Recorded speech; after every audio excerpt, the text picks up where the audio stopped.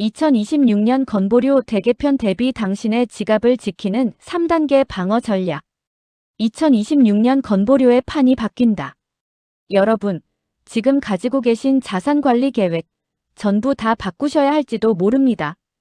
2026년 올해를 기점으로 대한민국 사회보험의 패러다임이 완전히 뒤바뀌기 때문입니다. 그동안 우리가 알고 있던 60단계 재산 등급제라는 낡은 규칙은 완전히 종말을 고했습니다. 이제는 자산가액의 고정 비율을 곱해서 보험료를 매기는 이른바 정률제가 전면 도입되었습니다. 이건 단순한 계산법 변경이 아닙니다. 인구 구조 역전과 건보 재정의 적자라는 거대한 위기 앞에서 국가가 개인의 지갑을 훨씬 더 정밀하고 신속하게 타격하겠다는 선전포고와 같습니다. 그동안은 어제 벌어들인 소득으로 오늘의 보험료를 내는 일종의 시차의 여유가 있었습니다. 하지만 이제 그런 여유는 허용되지 않습니다. 형평성이라는 명분 아래 숨어있는 모든 소득과 자산을 실시간으로 추적하는 시대가 열린 것입니다.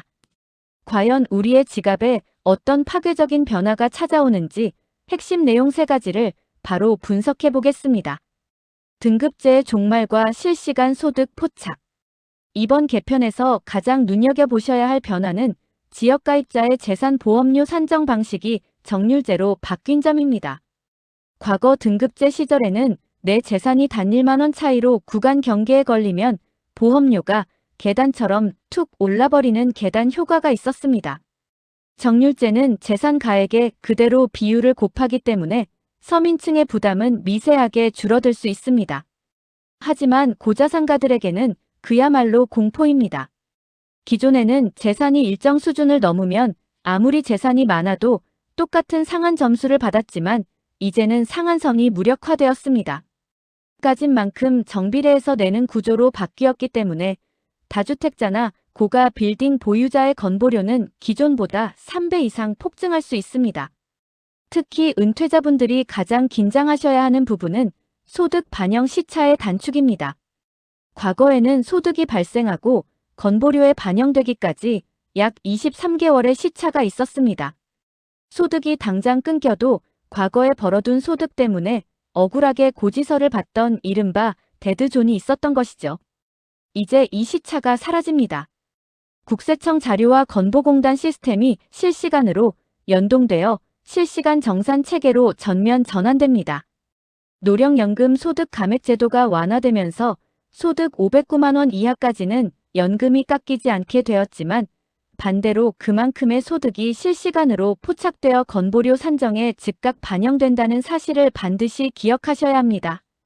금융소득 관리 1,000만 원과 2,000만 원 사이의 줄타기. 그렇다면 우리는 무엇부터 방어해야 할까요? 제일 격전지는 바로 금융소득입니다. 내가 지역가입자냐, 누군가의 피부양자냐에 따라 기준이 되는 숫자의 무게가 완전히 다릅니다. 먼저 지역가입자분들에게 금융소득 1,000만 원은 엄청난 독소 조항입니다.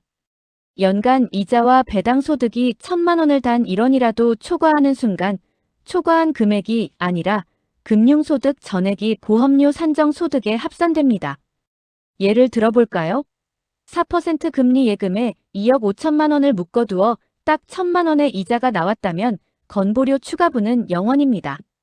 하지만 3억 원을 예치해서 1,200만 원의 이자가 발생하는 순간 초과분 200만 원이 아니라 1,200만 원 전액에 대해 약 8%의 건보료 요율이 적용됩니다. 연간 약 96만 원의 보험료가 추가로 고지되는 것입니다. 실효세율이 순식간에 폭등하는 무서운 구조입니다. 자녀의 피부양자 자격을 유지하려는 분들은 연간 합산소득 2천만 원과 재산세 과세 표준의 상관관계를 명확히 아셔야 합니다. 특히 나의 재산세 과세 표준이 5억 4천만 원을 초과하고 9억 원 이하인 경우 소득 기준은 2천만 원이 아니라 1,000만 원으로 대폭 강화됩니다. 만약 내 재산세 과세 표준이 9억 원을 단 1원이라도 초과한다면 그때는 소득이 단 1원도 없더라도 즉시 피부양자에서 탈락해 지역가입자로 전환되는 냉혹한 게임이 시작됩니다. 4. 부동산 및 가구 재구성 공동명의와 세대 분리의 힘. 부동산 자산은 어떻게 명의를 배치하느냐에 따라 건보료 폭탄을 막아내는 가장 강력한 요새가 될 수 있습니다.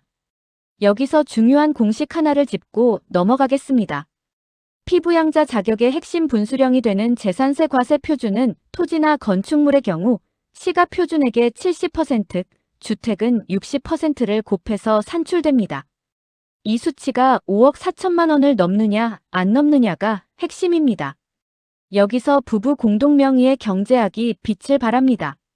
단독 명의일 때 과세 표준이 6억 원인 주택을 가진 분이 연금 소득으로 1,200만 원을 받고 있다면 피부양자 탈락이 확정됩니다. 과세 표준이 5억 4천을 넘겼고 소득도 1,000만 원을 넘겼기 때문이죠. 하지만 이 주택을 5대5 공동명의로 전환하면 어떻게 될까요? 인당 과세 표준이 3억 원으로 뚝 떨어집니다. 둘 다 과세 표준 5억 4천만 원 이하가 되기 때문에 소득 기준이 다시 2천만 원으로 완화됩니다. 결과적으로 연금 소득 1,200만 원이 있어도 피부양자 자격을 완벽하게 유지할 수 있습니다. 단순히 명의를 나누는 것만으로 수백만 원의 건보료를 0원으로 만드는 마법이 일어나는 것입니다. 또 하나의 전술은 세대 분리입니다. 지역가입자의 건보료는 세대 단위로 합산되어 부과됩니다. 만약 고소득 직장인 자녀와 함께 거주하면서 본인의 재산까지 합산되어 부과되고 있다면 전략적인 세대 분리를 고민하셔야 합니다. 시스템상 별개의 가구로 인식하게 만드는 것이 가구 전체의 건보료 총액을 절감하는 가장 현실적인 방법입니다. 5. 실전 방어 로드맵 임의 계속 가입부터 절세 계좌 활용까지. 자, 이제 누구도 뚫을 수 없는 나만의 3단계 건보료 방어 로드맵을 구축하셔야 합니다. 첫 번째, 1단계는 시간 벌기, 바로 임의 계속 가입 제도입니다. 퇴직 직후 직장 가입자에서 지역 가입자로 전환될 때 날아오는 고지서는 가히 재난 수준입니다. 이때 퇴직 후 최초로 받은 지역 보험료 납부 기한으로부터 2개월 이내라는 골든 타임을 반드시 사수하십시오. 이때 신청하시면 최대 36개월, 무려 3년 동안 직장인 시절 냈던 보험료 수준 그대로 유지할 수 있습니다. 대책을 세울 수 있는 3년이라는 시간을 버는 필수 단계입니다. 두 번째, 2단계는 성벽 쌓기, 절세 계좌와 해외 주식의 활용입니다. ISA, IRP, 연금저축 계좌를 통한 과세 이연은 이제 기본입니다. 여기에 아주 중요한 전략적 팁을 더해드리겠습니다. 국내에 상장된 해외 ETF의 매매 차익은 배당 소득으로 잡히기 때문에 내 건보료를 직접 타격합니다. 하지만 미국 주식 직투나 해외 시장에 상장된 해외 ETF의 양도 차익은 분류과세 대상이라 현재 건보료 산정 소득에서 제외됩니다. 즉, 해외 직구로 수억 원의 매매 차익을 거둬도 내 건보료에는 전혀 영향을 주지 않는 합법적인 비밀 통로인 셈입니다. 마지막 3단계는 비밀 통로, 법인 전환과 부채 공제입니다. 소득이 높은 프리랜서나 1인 크리에이터라면 1인 법인을 설립하는 것을 적극 검토하십시오. 스스로에게 급여를 주는 구조를 만들어 직장 가입자 지위를 획득하고 소득을 최적화하는 전략입니다. 만약 지역 가입자 지위를 유지하셔야 한다면 주택금융부채 공제를 절대 놓쳐서는 안 됩니다. 실거주 목적의 1주택자이거나 전세자금 대출이 있는 경우 별도로 공제 신청을 하면 대출받은 부채만큼 내 재산 가액에서 차감해줍니다. 명심하세요. 내가 직접 신청하지 않으면 국가는 먼저 혜택을 챙겨주지 않습니다. 클로징 절세보다 중요한 것은 지속 가능한 현금 흐름. 여러분, 건보료를 줄이는 것은 자산 관리에서 너무나 중요한 변수입니다. 하지만 건보료를 아끼겠다는 목적이 자산 증식이라는 본질을 훼손해서는 안 됩니다. 고속도로 톨게이트 비용 몇천 원이 아깝다고 국도로 수시간을 돌아가는 우를 범하지 마십시오. 건보료 몇십만 원을 아끼겠다고 연 10%의 수익을 내는 우량 배당주를 포기하고 겨우 2%짜리 비과세 상품에 내 소중한 자산을 묶어두는 것은 전형적인 소탐대실입니다. 진정한 자산 관리의 승자는 건보료를 무조건 깎고 회피하는 사람이 아닙니다. 내 전체 포트폴리오 안에서 건보료를 리스크로 규정하고 합법적으로 최적화하는 사람입니다. 지금 당장 여러분의 자산 포트폴리오를 펼치시고 현금 흐름을 점검해 보십시오.